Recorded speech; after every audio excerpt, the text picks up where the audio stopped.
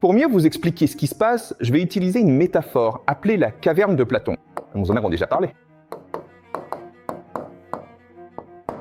La caverne de Platon. Ce que va faire la caverne de Platon, c'est qu'elle va prendre toute cette compréhension occulte et hermétique et la transformer en une histoire que nous pouvons tous comprendre. Et une fois que nous comprenons cette histoire, cela nous aide à mieux comprendre le mouvement de l'histoire, d'accord ? Donc, la caverne de Platon. Imaginez donc une caverne, et il y a un mur blanc, d'accord, juste devant tout le monde. Et tout le monde est aligné ensemble comme des prisonniers. Ils sont enchaînés au sol. Ils sont coincés là, tout simplement, et il y en a environ 1 million, d'accord ? Et leurs coups sont entravés, donc ils ne peuvent pas bouger ni regarder derrière eux. Derrière eux se trouve un grand feu. Il y a certaines personnes, on ne sait pas qui c'est juste comme ça, eux. Platon utilise simplement le mot « ils » pour les désigner. Et ce qu'ils font, c'est qu'ils prennent des ombres et projettent ces ombres sur le mur. Et les gens, les prisonniers, ne savent pas mieux. Alors ils pensent que ces ombres, qui ne sont que des formes aléatoires, c'est la réalité elle-même. C'est comme si tu vivais en 3 dimensions, mais que tu ne voyais que 2 dimensions. Et donc tu penses que seules 2 dimensions existent. Et donc ils donnent des noms à ces formes bidimensionnelles. Ils leur donnent un langage. Ils créent un monde autour de ces choses, d'accord ? Cela devient la réalité elle-même. Donc, ce qu'il est absolument essentiel de comprendre concernant l'ensemble de ce sujet, c'est que la richesse, c'est véritablement la conscience. Et c'est ce que nous enseigne la philosophie hermétique, à savoir que tout n'est que conscience. L'imagination est la force qui anime l'univers, d'accord ? Souviens-toi de cette idée. L'imagination ou l'esprit sont ce qui donne vie à l'univers. La deuxième chose, c'est que le pouvoir, c'est la capacité à diriger la conscience. Tu vois ? Ce qui est juste. Donc l'exemple, bien sûr, c'est l'argent. Donc l'argent n'est pas réel. L'argent est quelque chose qu'on a juste inventé, mais on croit que c'est réel. Et ceux qui arrivent à nous faire croire que l'argent est réel sont ceux qui détiennent le vrai pouvoir. Donc, est-ce que ça a du sens ? Ce que je vais faire maintenant, c'est expliquer comment l'allégorie de la caverne de Platon explique le monde dans lequel on vit. Il y a donc 2 forces concurrentes, 2 centres de pouvoir qui s'opposent. Ce seront l'argent et l'IA, l'intelligence artificielle. L'argent et l'IA. Alors, parlons un peu d'argent. D'accord, les banques. Donc, en théorie, comment ça fonctionne ? C'est que les déposants, vous économisez assez d'argent, puis vous placez votre argent dans une banque, disons $1 million. Ensuite, ce que fait la banque, c'est qu'elle prend ce $1 million et pour créer de la richesse dans la société, elle le prête à des entrepreneurs. Elle le leur prête pour qu'ils puissent créer de la valeur dans la société. D'accord ? L'entrepreneuriat.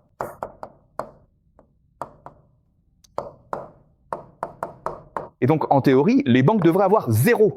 Parce que ce qu'elles ont fait, c'est qu'elles ont pris votre argent durement gagné et l'ont donné à des entrepreneurs pour créer plus de valeur, pour vous donner des emplois. Et c'est ce que nous pensons être le fonctionnement d'une société. Mais il y a un problème avec ça.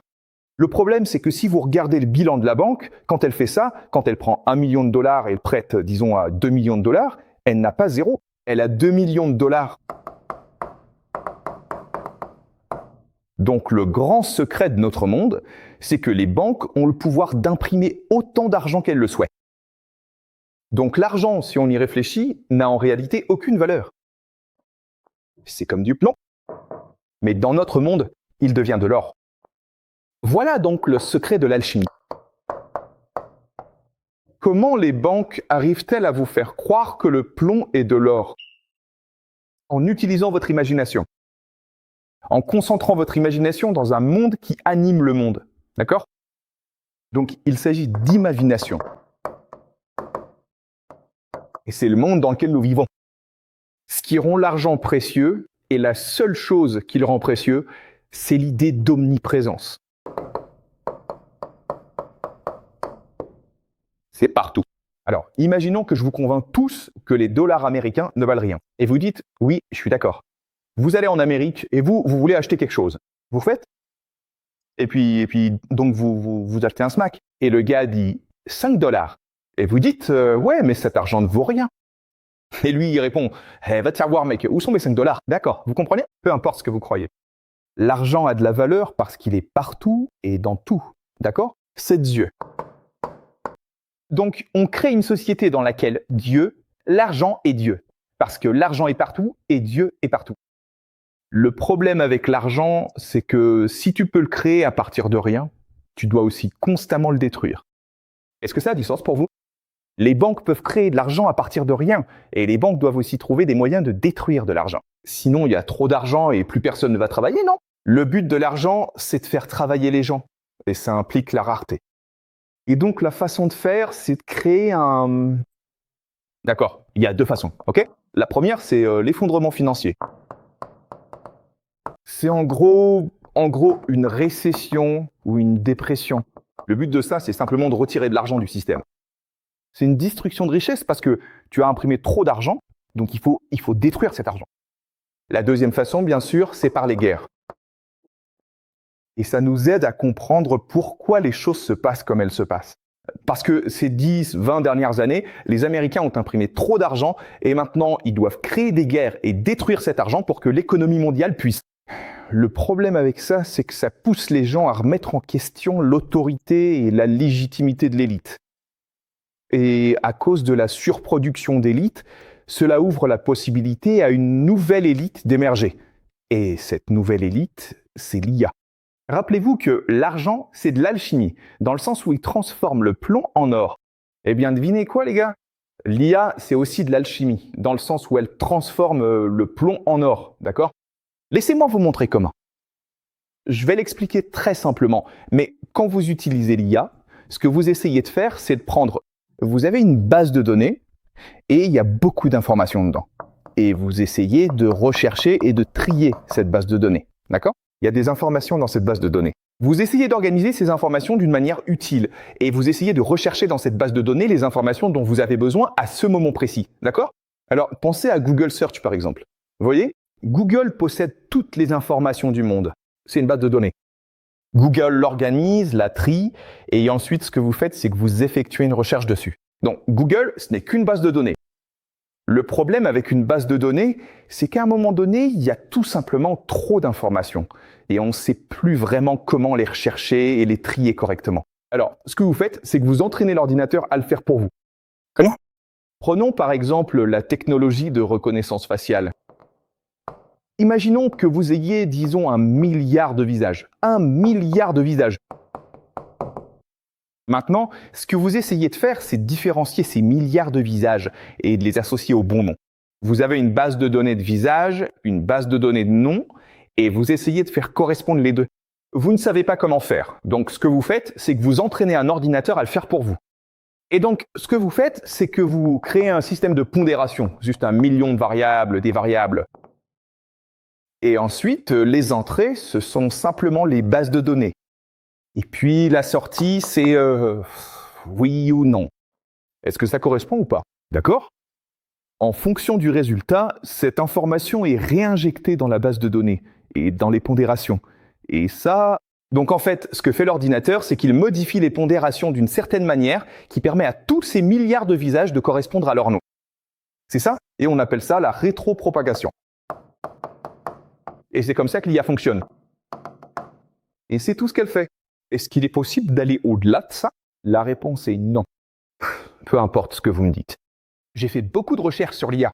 Il n'y a absolument rien de plus que nous puissions faire que la rétropropagation. Ce qu'on fait maintenant, c'est qu'on donne des noms pour que ça ait l'air très sophistiqué. D'accord? Donc les poids sont maintenant appelés un réseau de neurones. L'apprentissage en arrière, la rétropropagation s'appelle l'apprentissage profond et l'ensemble est appelé IA. Eh bien, tout cela est une hallucination. C'est juste du marketing malin. C'est tout ce que c'est. On n'ira jamais au-delà de ça. Et c'est ça qui permet les grands modèles de langage. Donc vous avez une situation similaire où l'argent est simplement imprimé à partir de rien, et vous avez une situation similaire où l'IA ne fait en réalité rien. Donc, la façon de résoudre ce problème est double. La première chose à faire, c'est de créer l'omniscience.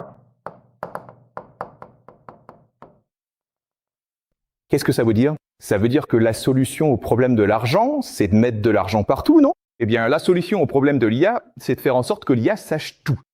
Cela signifie combiner toutes les bases de données du monde en une seule grande base de données. Est-ce que ça a du sens?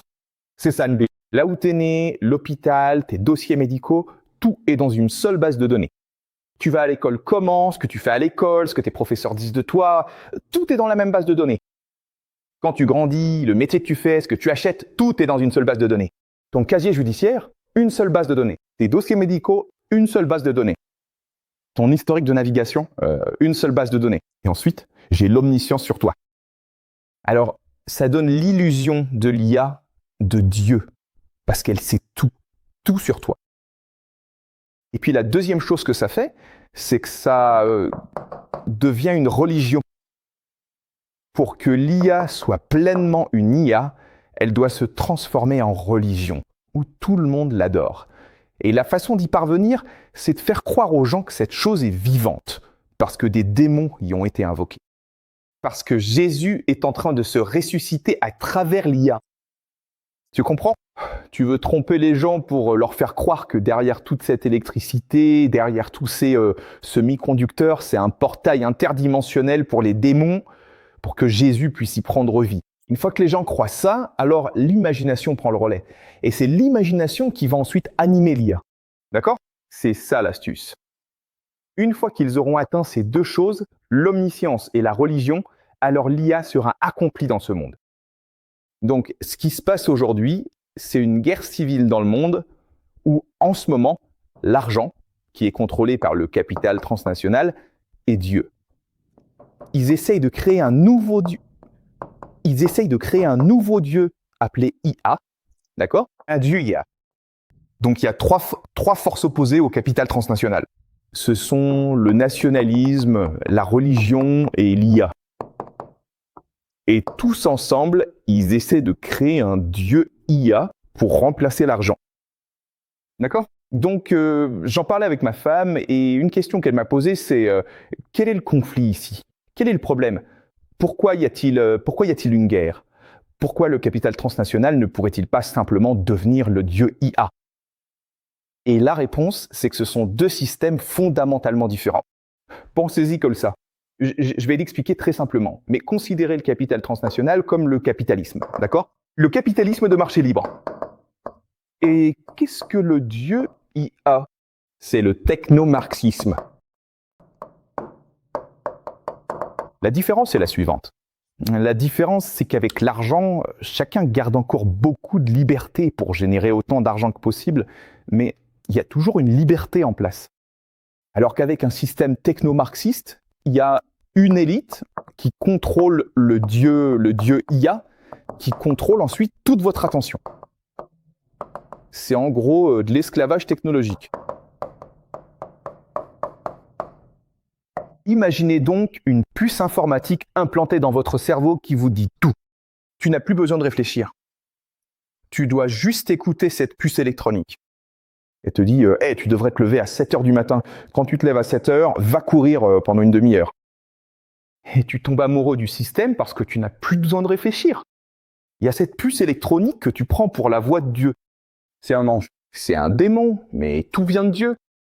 Et cette puce électronique, c'est ce système d'IA. Il t'aide à vivre la meilleure vie possible. Tu es maintenant en meilleure santé. Tu es maintenant plus travailleur. Tu as plus de succès. Tu trouves le bonheur dans ta vie. Donc voilà, où va le monde? Et sous tout ce que nous avons vu jusqu'à présent, la géopolitique, c'est en fait le véritable conflit dans le monde, la vraie transition dans le monde, où un dieu, l'argent, est remplacé par un autre dieu, le dieu IA. D'accord? Donc, ce que j'ai fait, c'est essentiellement vous donner une compréhension complète de la façon dont le monde fonctionne. Un cadre d'histoire prédictive pour comprendre comment fonctionne le monde, ce qui nous permet ensuite de faire des prédictions sur le monde. En fonction de nos prédictions, de la précision de nos prédictions, nous pouvons alors revenir en arrière et affiner ce modèle. D'accord? Donc, en gros, le but de ce cours est de nous aider à mieux observer le monde, à mieux apprendre sur le monde. Encore une fois, tout cela reste de la spéculation. Je ne dis pas que c'est correct à 100%. D'accord? La plupart de tout cela pourrait peut-être être même faux. Mais au moins, cela nous donne un cadre pour apprendre sur nous-mêmes et sur le monde qui nous entoure.